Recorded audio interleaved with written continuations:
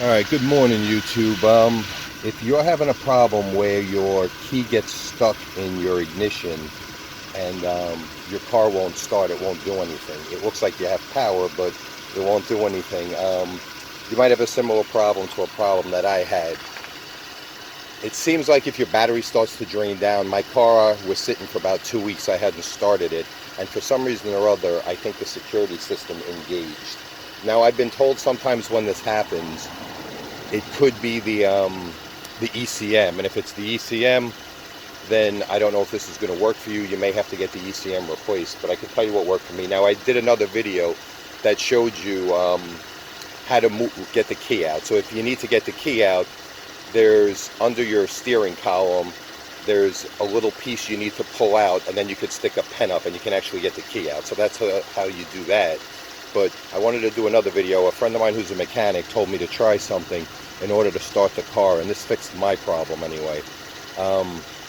What you need to do is you need to get yourself a piece of wire. You know, I'm using a pretty thick piece here. I'm guessing you want to get over 14 gauge. I think this is 18, but you need to get a piece of wire, and you need to go into your fuse box, which, if you have a similar CTS to me,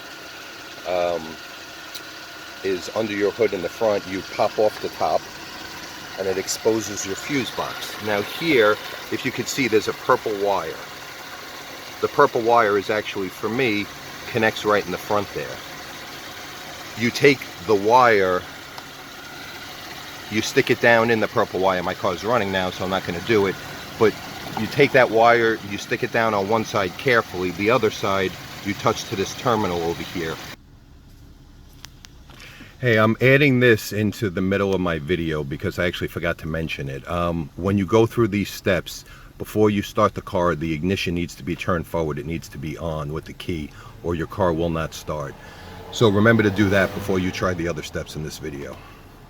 And your car should start to turn over. It should start. If it doesn't start, your battery may actually need to be jumped. You can do it while it's being jumped. I actually did that, but your car should start, and it should help you to reset everything.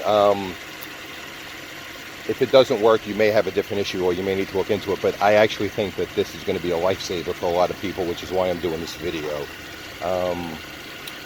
So hopefully that does help you.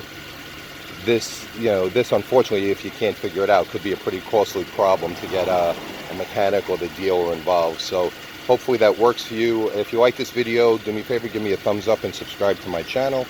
Anyway, like all the things that I show you, all the videos, be very careful, and if you're not comfortable doing it, don't do it, or everything you do at your own risk. So, be very careful. I'm always willing to try most of these things on my own, because I figure if I got to go to a mechanic or get somebody else involved, it's going to cost me money anyway.